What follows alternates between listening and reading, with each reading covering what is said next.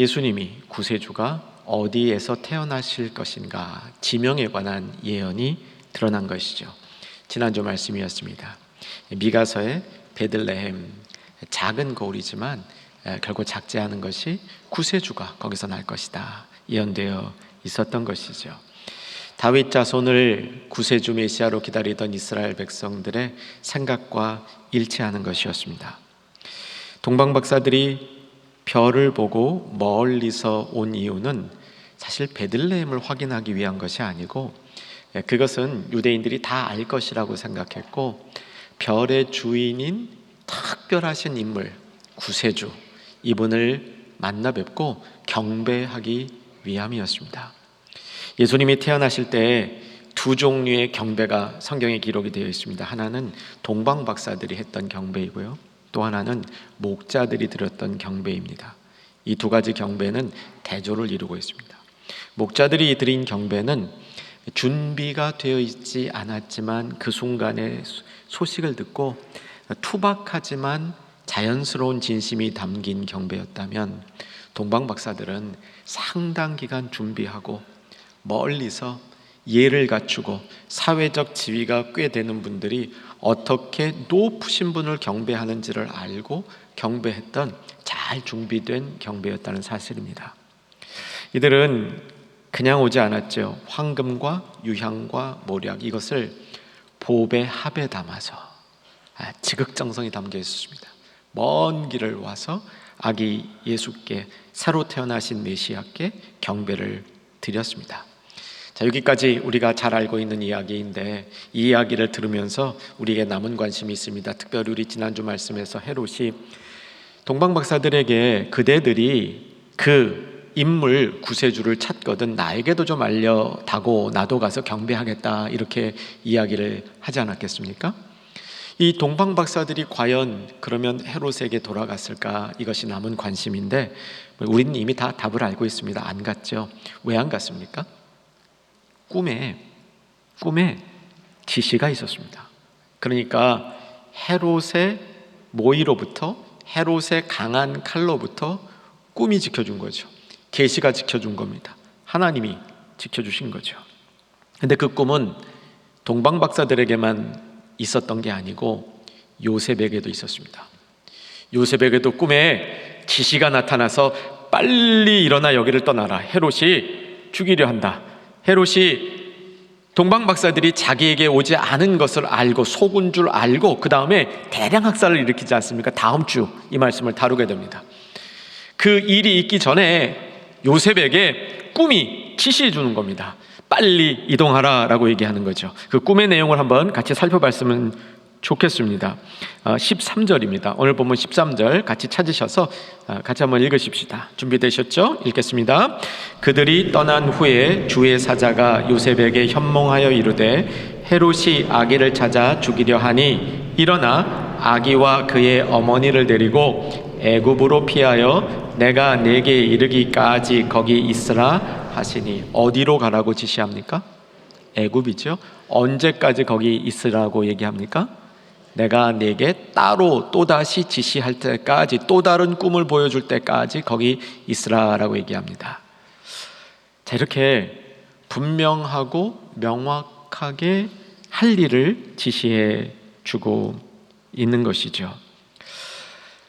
꿈이 요셉으로 하여금 피하라 한 장소는 정말 보통 사람은 생각도 못할 장소입니다. 그러니까 헤롯이 결국 못 찾은 거죠. 애굽이었습니다. 베들레헴으로부터 애굽까지 갑니다. 베들레헴의 위치는 예루살렘보다 조금 아래쪽입니다. 걸어서도 갈 수 있습니다. 아마 한 10km 정도 되는 것 같아요. 그 베들레헴으로부터 애굽까지 가는 것은 사실은 꽤 먼 길이죠. 한 40일 정도 걸릴 것으로 보이는데, 이 여정을 밤에 급하게 요셉에게 떠나라고 얘기하는 거죠. 여러분, 잠시 한번 요셉 혹은 마리아가 되어 보십시다. 여러분, 자매님들 마리아가 된다고 가정하시면 이제 아기를 이제 갓난 아기라고 볼 수 있겠죠. 아기를 데리고 있습니다. 요셉이라고 가정해 보십시오. 가장입니다. 부인도 있고 이제 막 태어난 아들도 있습니다. 그런데 이 밤에 애굽으로 떠나려는 거예요. 어떻게 떠나겠습니까? 빨리 홈페이지에 들어가서 비행기표 예약해가지고 인천공항으로 가서 떠나는 겁니까? 아니잖아요.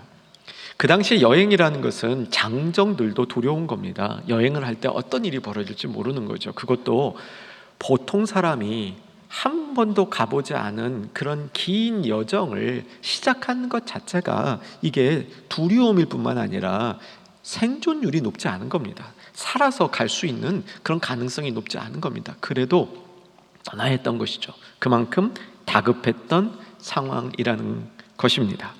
자, 여러분 이제 꿈을 한번 생각해 보면 참 기가 막히죠. 그 꿈에 딱 나타나서 아마도 대충 그림을 그려보면 이런 것 같아요. 동방 박사들이 베들레헴에 갈 때 헤롯의 군사들도 같이 가지 않았을까 하는 생각이 들어요. 이제 제 상상입니다.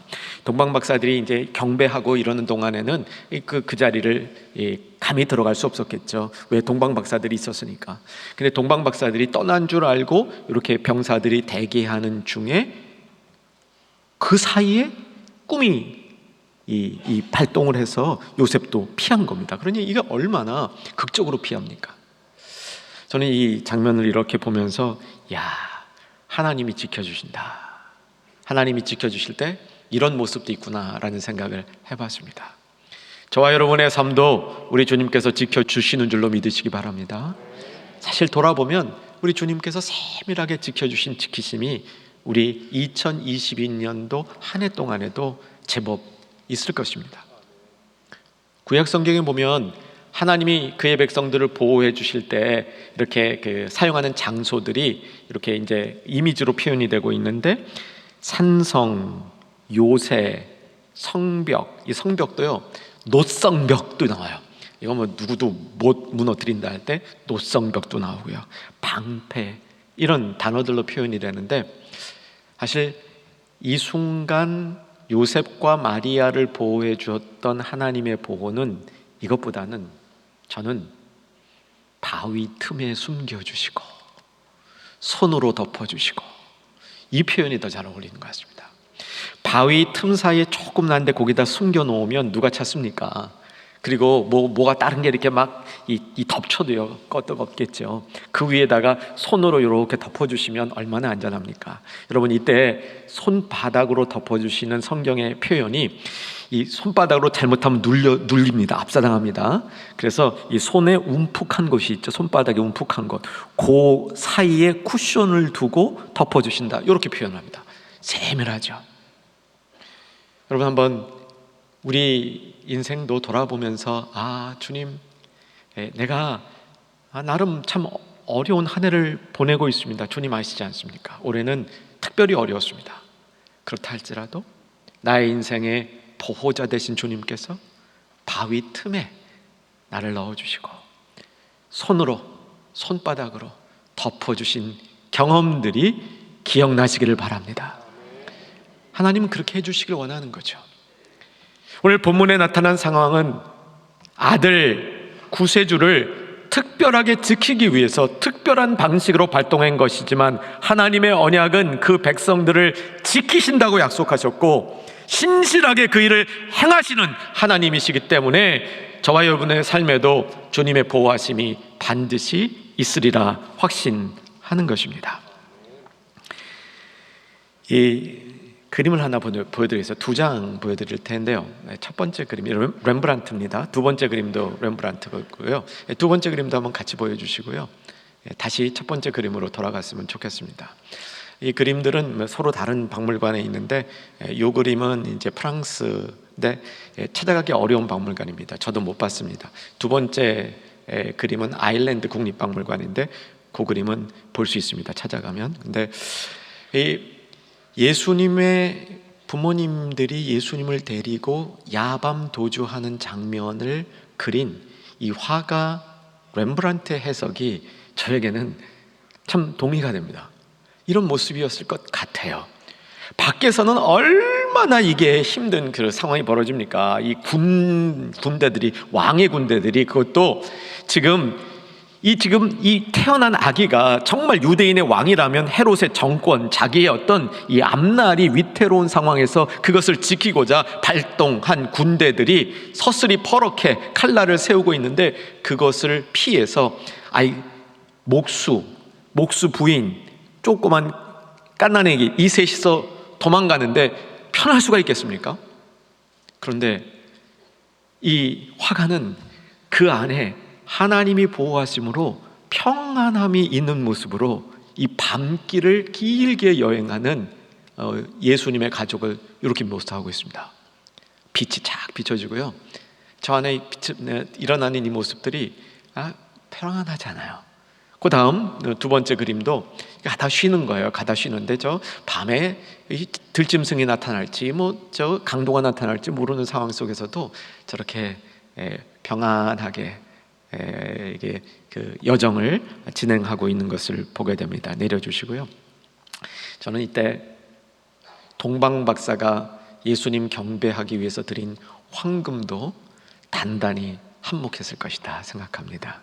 그것도 하나님이 준비해 주신 것이다, 이렇게 생각을 합니다. 현재 이집트에 가면, 애굽에 가면 카이로에 예수님이 이때 가셔서 사셨다 이렇게 주장하는 장소가 있습니다. 딱 그 장소에 예수님이 계셨다고 고정할 수 있는 방법은 없는데요, 분명히 애굽 어딘가에 예수님이 사셨을 것이고요, 그 사신 장소가 있는 건 분명합니다. 지금 예수님이 나셨다는 장소에 저도 가서 한 반나절 혼자 가이드 없이 이렇게 시간을 보냈었는데 저는 참 좋은 시간이었습니다. 자, 그런데 오늘 본문에서는 예수님이 애굽으로 피신하는 이 사건이 단순히 헤롯의 칼로부터 보호를 해주시려는 그 보호의 의미만 있는 것이 아니라 그거보다 더 깊은 의미가 담겨 있음을 가르쳐 줍니다. 오늘 말씀은 여기에 집중하는 겁니다. 15절을 보십시다. 15절 같이 한번 잘 읽었으면 좋겠습니다. 읽으십시다. 헤롯이 죽기까지 거기에 있었으니 이는 주께서 선지자를 통하여 말씀하신 바 애굽으로부터 내 아들을 불렀다 함을 이루려 하심이라. 애굽으로부터 내 아들을 불렀다. 요거는 출애굽 사건을 의미하지 않습니까? 예수님이 태어나시기 약 한 1500년 전에 하나님이 모세를 보내셔서 이스라엘 백성들을 애굽에서 불러내는 그 사건을 연상하잖아요. 그 사건을 예수님의 탄생과 연결하고 있는 거 아닙니까? 이 비밀을 오늘 같이 한번 살펴보는 겁니다. 출애굽 사건의 의미를 정리해 봐야 됩니다. 왜 출애굽이 있었는가? 그래야 오늘 본문 말씀이 이해가 되는 겁니다. 이스라엘 백성이 애굽에 내려가게 된 것은 기근이 들어서죠. 먹을 게 없어서였습니다.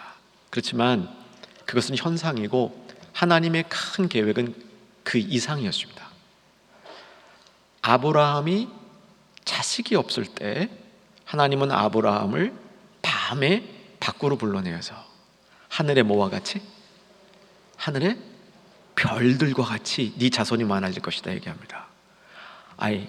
아들 하나도 없는데 자손이 하늘의 별같이 많아진대. 하여간 아브라함이 믿었어요. 정말 믿음 좋은 분입니다. 믿음의 조상입니다. 아브라함이 그걸 믿었어요. 굳게 믿었어요. 그랬더니 진짜 그렇게 됐어요.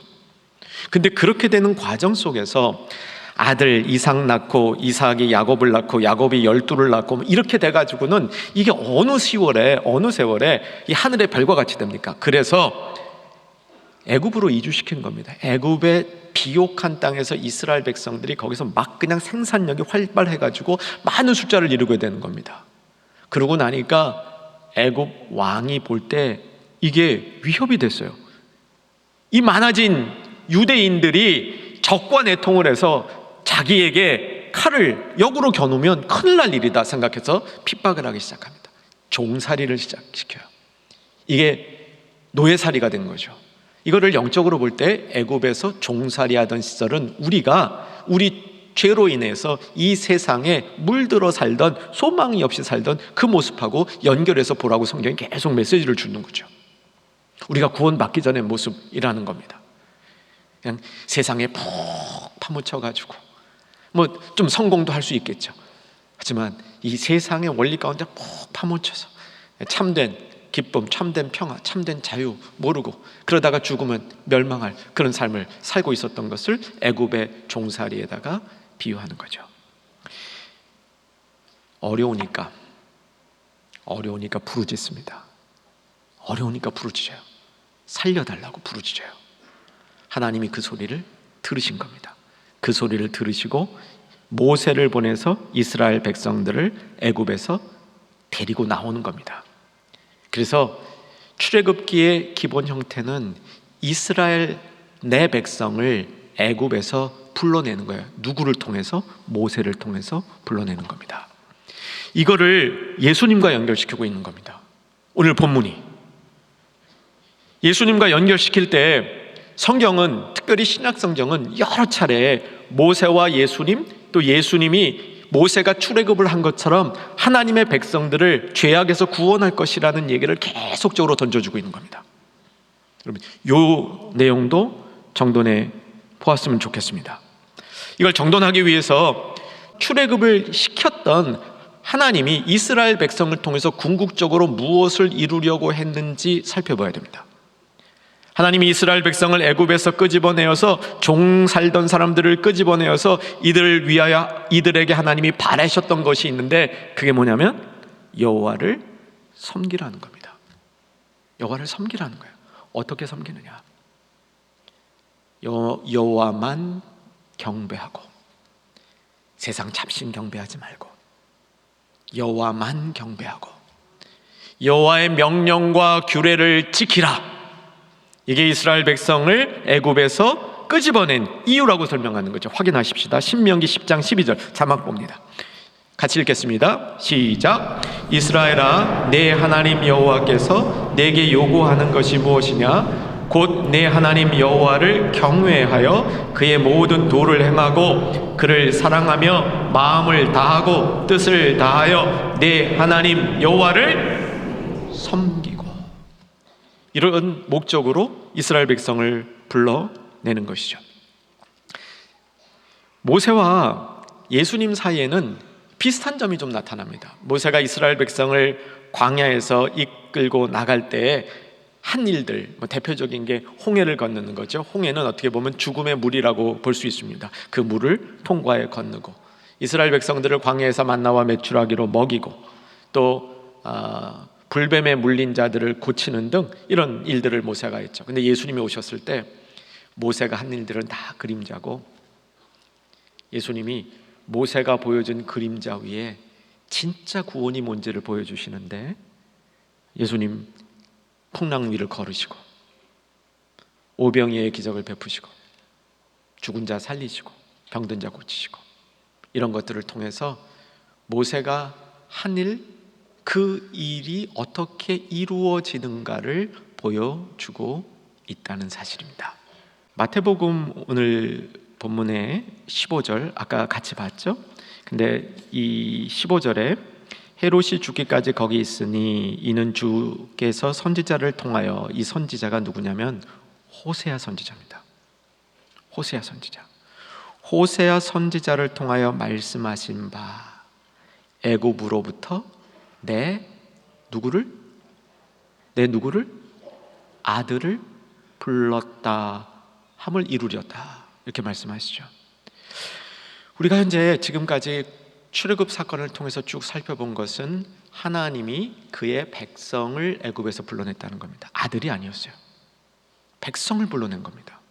물론 그의 백성이 아들처럼 여겨져서 자기의 백성을 아들과 같다는 의미로 사용할 수도 있겠죠. 그런데 여러분, 마태복음 오늘 읽었던 이 본문은 진짜 아들을 불러낸 거잖아요. 아기 예수님이 헤롯의 칼날을 피해서 애굽에 내려간 줄 알았는데, 그게 모든 이유인 줄 알았는데, 하나님의 계획 안에는 애굽에 갔던 아들 예수님이, 어린 예수님이 애굽에서 나오는 장면을 통해서 이게 진짜 출애굽의 모든 의미가 모세에 의해서가 아니라 예수님이 태어나심으로 예수님의 사역을 통해서 완성될 거라는 것을 보여주겠다는 겁니다. 그래서 이루려 하심이다 라고 얘기한 겁니다. 사랑하는 여러분, 지난주 말씀 이루려 하심이라 기억나십니까? 두 가지로 이룬다, 그 말씀이 가지고 있는 의미 기억나십니까? 첫 번째가 하나님이 하시는 일들은 오랜 계획 가운데 있었다는 거예요. 그리고 그 계획은 저와 여러분에게도 있다는 겁니다. 그 계획이 얼마나 세심하고 얼마나 잘 디자인되어 있는 것인지, 그리고 그 계획을 통해서 하나님이 얼마나 열심히 일하고 계시는지, 그래서 나의 열심 다른 방향으로 하나님과 살 게 아니라 하나님이 열심 내는 그 열심에 편승해서 살면 우리의 삶이 훨씬 더 효과적이 된다고 말씀드렸습니다. 그 이루시는 이게 정말 오묘합니다. 호세아 11장 1절이 이 말씀을 기록하고 있습니다. 이제 이동하십시다. 호세아 11장 1절로 오늘 본문 집어두시고 호세아 11장 1절로 가보십시다. 호세아 11장 1절 1265쪽입니다. 11장 1절, 자, 같이 한번 읽으십시다. 이스라엘이 어렸을 때 내가 사랑하여 내 아들을 애굽에서 불러냈거늘. 여기까지.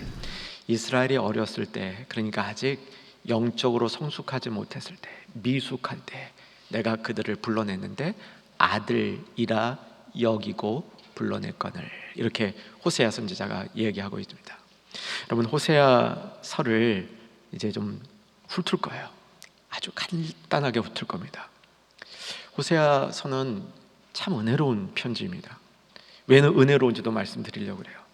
알다시피 호세아서의 시작은 하나님이 호세아 선지자를 불러서 1장입니다. 1장 가셔도 좋아요. 1장 2절에 보면 음란한 여자와 결혼을 해서 음란한 아이를 낳아서 정말 나의 심정을 네가 한번 너의 상황 속에서 직접 경험해보라, 이러는 거예요.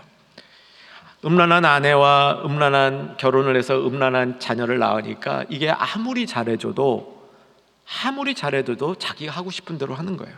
그냥 음란에 빠져 있는 거예요. 여기 음란이라는 건 뭐냐면 하나님 섬기지 않는 거예요. 다른 신 자꾸 섬기는 겁니다. 딴짓하는 겁니다. 전혀 이 삶의 성실성이나 이런 이 마음의 중심이 들여지지 않은 상태를 경험해 보라는 거예요. 그러므로 호세아 선지자의 마음 속에 하나님 아버지의 심정을 좀 이렇게 알게 해주는 거예요. 그게 호세아 선지서의 이야기인데, 그렇기 때문에 그 이후에 나온 얘기는 대부분 다 심판에 관한 얘기입니다. 이거는 호세아서뿐만 아니라 많은 선지서가 이 구조를 갖고 있는데, 호세아서가 좀 더 은혜로운 것은 이 심판받아 마땅한 상황 속에서 하나님의 애정이 계속 나오는 거예요. 심판받아 마땅한 사람들을 향한 하나님의 이 도전과 하나님이 되돌아올 것을 촉구하는 이 마음들이 강하게 계속적으로 나타나고 있는 겁니다. 대표적인 게 6장이죠. 6장으로 이동하셔서 1, 2, 3절 눈으로 따라 보세요.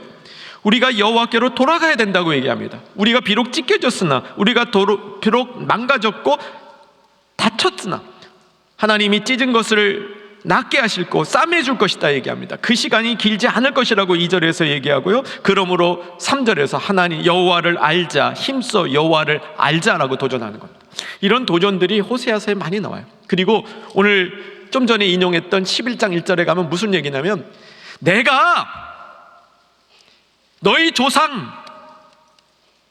조상들을 애굽에서 종살이 할 때, 끄집어낼 때 많은 사랑으로 끄집어냈는데 계속 그 사람들이, 너희 조상들이 나를 따르지 않고 마치 음란한 여자가 낳은 음란한 아이처럼 그렇게 살아왔다라는 것을 말해주고 있는 겁니다.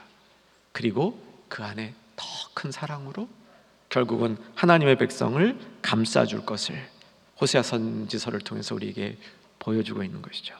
자, 이제 오늘 본문으로 돌아옵니다. 마태복음은 예수님이 태어나신 것을, 이스라엘 백성을 하나님이 애굽에서 끄집어내는 이 사건의 완성으로 보았습니다.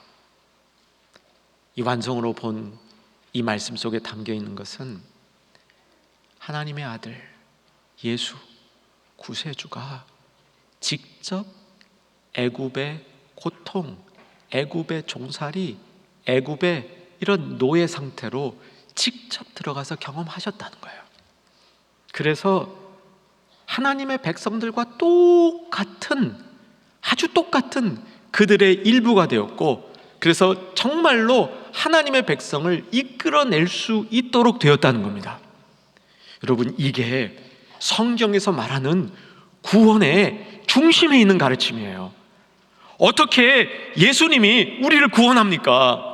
예수님이 우리를 구원한 것은 단지 예수님이 하나님이시기 때문에 능력이 있어서 우리를 끄집어내는 이런 수준의 구원이 아니라, 우리랑 똑같이 되어서 우리가 경험하는 것들을 경험해서, 다시 말해서 한 몸이 되어서, 뗄 수 없이 되어서 그 예수님이 우리를 구원하시는 구원의 도구가 되었고, 예수님이 직접 애굽에서 불려 나오실 때에 그를 따르는 자, 그를 믿는 자, 그와 하나된 자들이 같이 그 애굽의 속박으로부터 구원되어서 자유함을 얻었다, 이 말씀을 해주는 겁니다.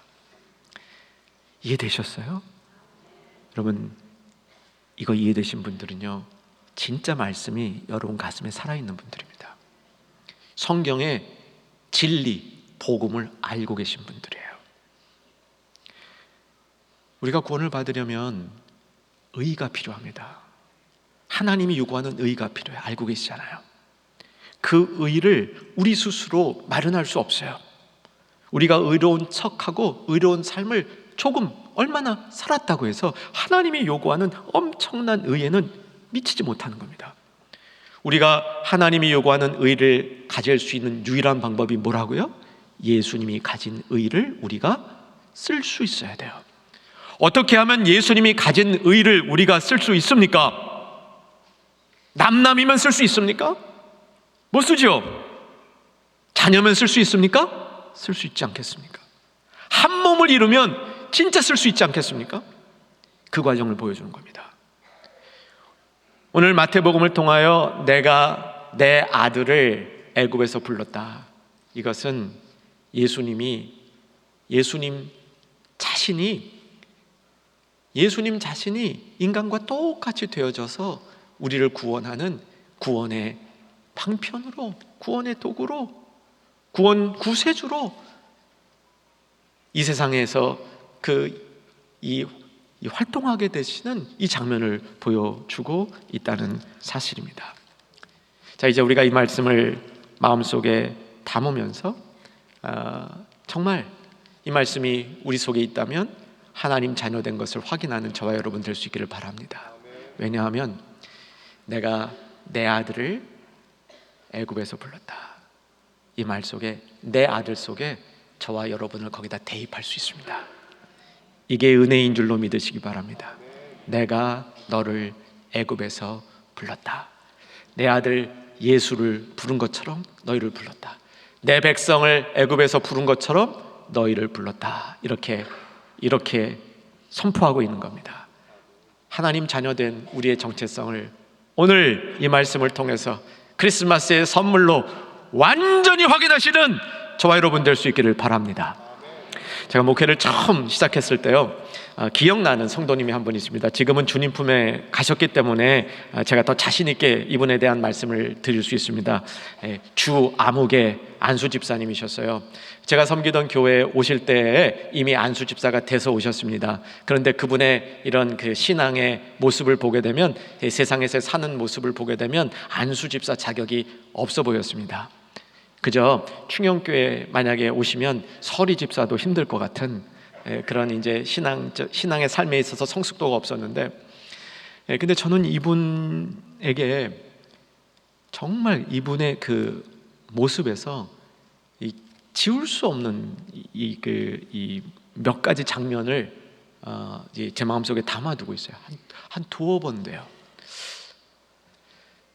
당신은 누구십니까? 라는 질문을 드린 적이 있었습니다. 이건 뭐 이제 성경 공부 시간에 성도들에게 이렇게 돌아가면서 당신 누구십니까? 이제 훈련 삼아 드리는 건데, 답은 뻔하잖아요. 하나님의 자녀입니다. 이렇게 답을 해야 되는데, 이분이 나는 하나님의 자녀입니다. 이렇게 얘기를 하는데, 얼굴이 애기 같아. 진짜 천사 같아 얼굴이. 하나님의 자녀입니다라고 얘기를 하는데 진짜 그 순간만큼은 자신이 하나님의 자녀인 것을 분명히 알고 있는 모습이 보여요. 한 두어 번 이러시는데 신앙이 이분이 그 후 쑥쑥쑥쑥 성장하는 거예요. 이 간판을 했습니다. 이민 가셔서 간판집 대광간판이라는 LA에 있었던 간판인데요. 근데 하다가 그 직장에서 막 싸우기도 하고요. 막 그걸 보면 이렇게 막 성도 같지 않은 그런 모습도 보여요. 근데 자신에 대한 이 정체성, 나는 하나님의 아들입니다. 요 얘기를 할 때 그분 속에 나타나는 이 확신, 그것은 분명히 주님이 주신 선물이었다는 사실입니다. 여러분, 내가 내 아들을 애굽에서 불렀다. 실제로 예수님이 애굽에 가신 것은 어린 아들로 갔어요. 어린 아기로 갔어요. 피해서 갔어요. 그런데 하나님의 큰 그림에서는 예수님이 이 땅에 오신 이유가 애굽과 같은 이 세상 속에 있는 하나님의 택한 백성을 구원하시는 데 있어서 선도에 세우시고 그들과 함께 하시게 하여서 하나님의 구원을 이루는 계획을 이루기 위해서 이 모든 일들을 하셨다는 겁니다. 그래서 오늘 우리 사랑하는 이 말씀을 듣는 하나님의 백성들은 내가 하나님의 자녀인 것을, 하나님이 나를 지명하여 부른 것을 확실히 알고 깨달을 수 있는 우리 모두가 될 수 있기를 주 안에서 소망합니다. 이게 우리에게 생명이 될 것입니다. 이 정체성이 내 안에 생명이 되어서 나를 다시 살리고 나의 신앙을 이 세상 안에 열매 맺게 하는 데 사용받을 겁니다. 자, 그러면 하나님의 자녀들은 무슨 일을 해야 되는가? 다시 출애굽으로 돌아가 보면 하나님이 자녀들이 해야 될 가장 중요한 일은 하나님을 섬기는 겁니다. 그 섬기는 일 가운데 첫 번째는 하나님을 경배하는 겁니다. 그리고 두 번째는 하나님의 규례와 명령을 지킴으로 하나님이 이 세상에 드러나게 하는 것이죠. 증거의 삶이 되는 겁니다. 이제 이것을 우리가 단순하고 쉽게 우리의 삶 속에 한 가지로 적용해 보십시다. 내 이익만 챙기는 삶을 좀 그만 살아보시기 바랍니다. 내가 이익을 챙겨야 하는 그 순간에도 내가 하나님의 자녀인 것을, 상대가 하나님의 자녀인 것을 알고 깨닫고 그 관점에서 나의 삶을 조금 더 면밀하게 보면서 하루하루를 소중히 살아가는 저와 여러분 되기를 주 안에서 소망합니다.